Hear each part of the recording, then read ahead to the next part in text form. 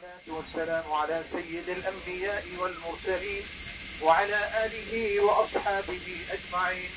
ربنا ظلمنا أنفسنا وإن لم تغفر لنا وترحمنا لنكونن من الخاسرين.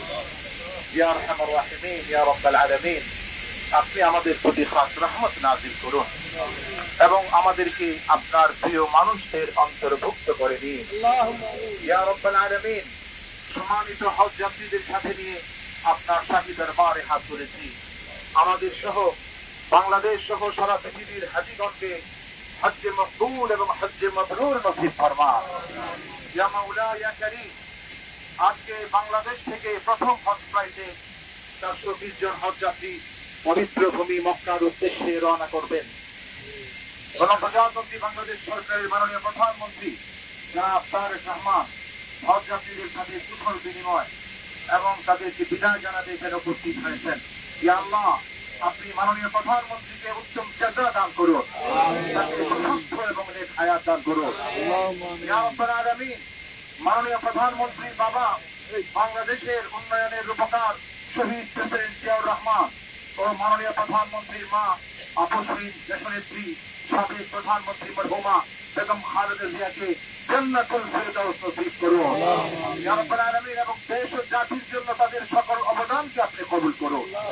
ইয়া আল্লাহ, আমাদের মাননীয় ধর্মমন্ত্রী জনাব শাহ মুফাজ্জল হোসেন কাইকুবাদ স্যার এবং ধর্ম সচিব মহোদয় সহ মন্ত্রণালয়ের অন্যান্য কর্মকর্তাগণ যারা হাজী সাহেবদের জন্য রাত দিন পরিশ্রম করেছেন, খেদমত করেছেন, তাদেরকে উত্তম জাযা দান করুন। একই সাথে হাজী সাহেবগণের পরিবহন সেবায় যারা অক্লান্ত পরিশ্রম করেছেন, বেসামরিক বিমান পরিবহন ও পর্যটন মন্ত্রণালয়ের মাননীয় মন্ত্রী, মাননীয় প্রতিমন্ত্রী, সচিব মহোদয় সহ মন্ত্রণালয়ের সংশ্লিষ্ট কর্মকর্তাগণকে উত্তম বিনিময় দান করুন। এছাড়াও হাজীগণের খেদমতে নিয়োজিত অন্যান্য সকল সংস্থা ও দপ্তরের দায়িত্বশীলগণকেও আপনি উত্তম জাযা দান করুন।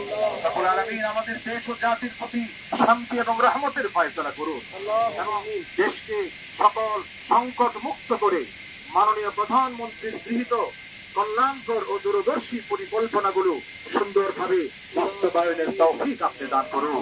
ইয়া আল্লাহ, আমাদের দোয়াগুলি আপনি কবুল ফরমান।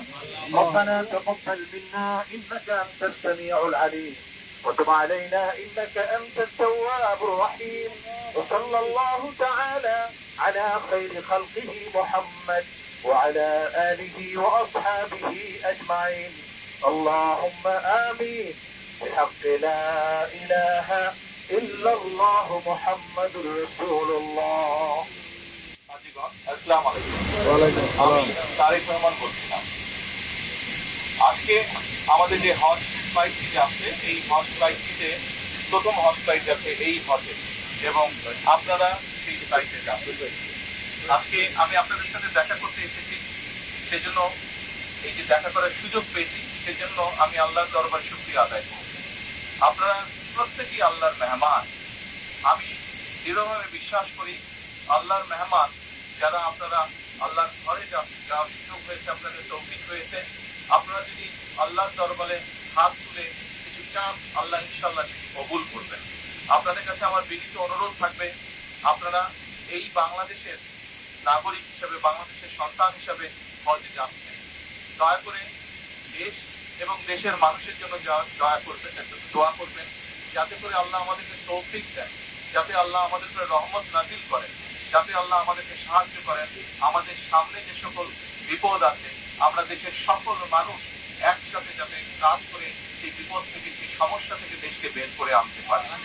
দয়া করে আল্লাহ দরবারে হাত তুলে দোয়া করবেন, আমরা দেশের মানুষ সকলে যাতে শান্তিতে এই দেশে বাস করতে পারি।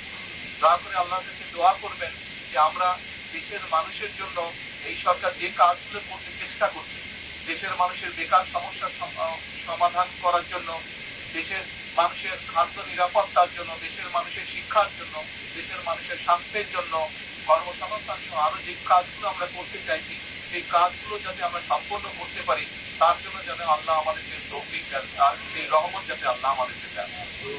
আর আপনারা হজে যাচ্ছেন, আমরা চেষ্টা করেছি সরকারের পক্ষ থেকে যদি কোনো ত্রুটি থাকে সেটিকে ঠিক করার জন্য। এই হজ ব্যবস্থা এই বছর যে যেটা হয়েছে এটা অধিকাংশ কাজগুলোই আমরা সরকার গঠন করার আগেই সম্পূর্ণ মোটামুটিভাবে হয়ে গিয়েছিল।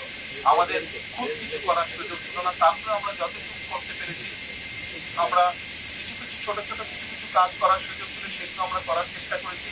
তার মধ্যে একটু একটা বড় কাজ আছে, আমরা চেষ্টা করেছি 12,000 টাকা পর্যন্ত টিকিটের যে ভ্যালুটা আছে 12,000 টাকা পর্যন্ত আমরা কমানোর চেষ্টা করেছি।